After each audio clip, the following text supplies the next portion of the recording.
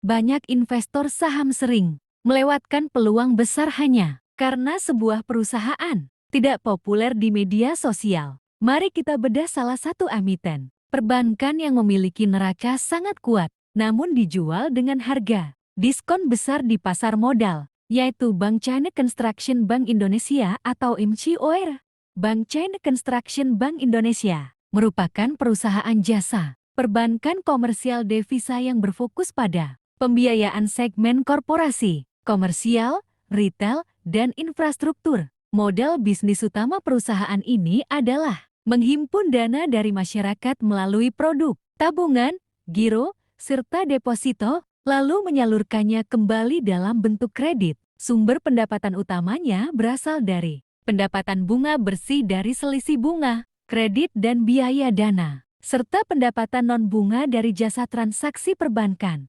Secara umum, industri perbankan di Indonesia adalah salah satu sektor yang paling menguntungkan, dengan pertumbuhan kredit nasional yang stabil pada kisaran 9 hingga 11% per tahun. Karakteristik industri ini bersifat siklikal dan sangat terpengaruh oleh arah suku bunga acuan. Dalam persaingan bisnis, emiten ini harus bersaing ketat dengan bank kelas menengah lainnya. Namun perusahaan memiliki ceruk pasar yang sangat unik, yaitu menjadi jembatan utama pembiayaan bagi perusahaan Tiongkok yang berinvestasi di Indonesia.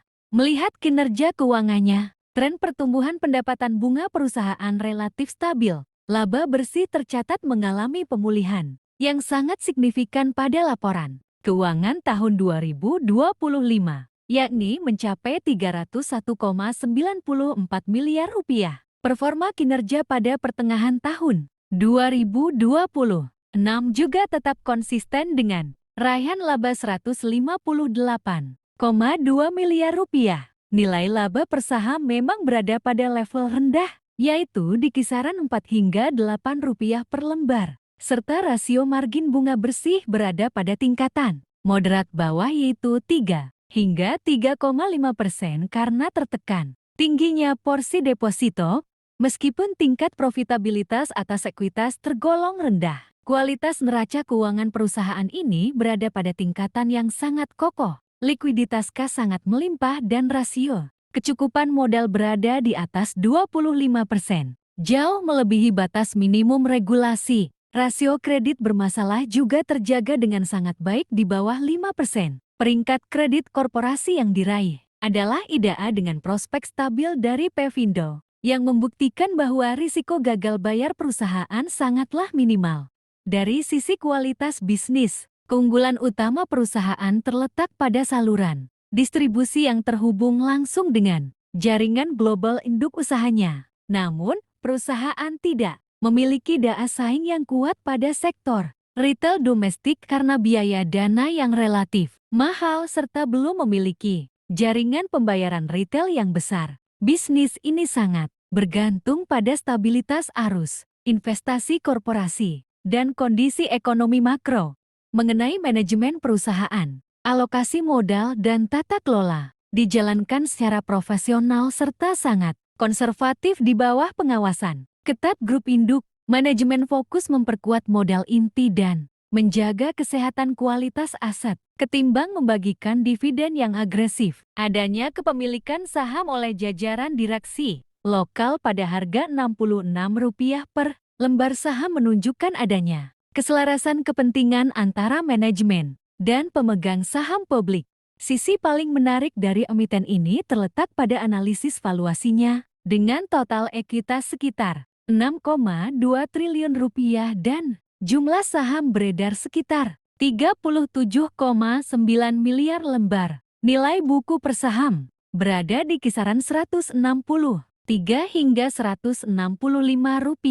Pada harga pasar saat ini di kisaran Rp69 per lembar. Rasio harga terhadap nilai buku atau price to book value hanya berada pada angka 0,42 kali. Menggunakan pendekatan angka Graham, nilai wajar aset berada di level Rp172, sedangkan nilai intrinsik konservatif berada di level Rp160 per lembar. Perhitungan ini menunjukkan adanya margin keselamatan atau margin of safety sebesar 57%, yang sangat jauh di atas batas aman minimal investor.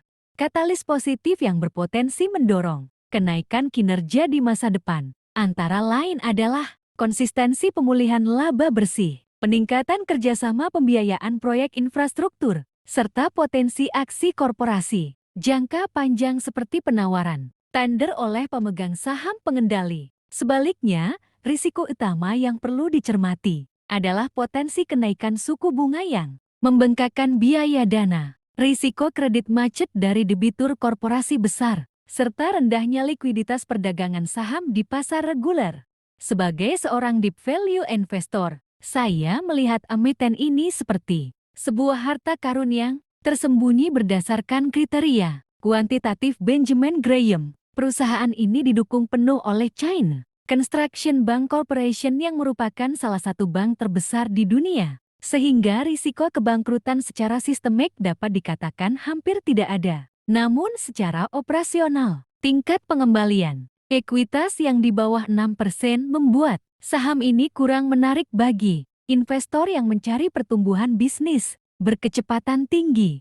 Kesimpulannya, saham ini memiliki keunggulan berupa neraca keuangan yang sangat aman, perlindungan nilai aset yang tebal, serta harga jual yang sangat murah jauh di bawah nilai bukunya. Kelemahannya terletak pada efisiensi operasional yang belum optimal, serta volume perdagangan pasar yang sepi. Bagi investor tipe pemburu nilai aset murni, saham ini menyajikan rasio risiko dan potensi hasil yang sangat menarik untuk disimpan dalam jangka panjang, namun tidak cocok untuk pedagang saham jangka pendek. Bagaimana pandangan Anda mengenai saham perbankan yang dijual jauh di bawah nilai bukunya seperti emiten ini?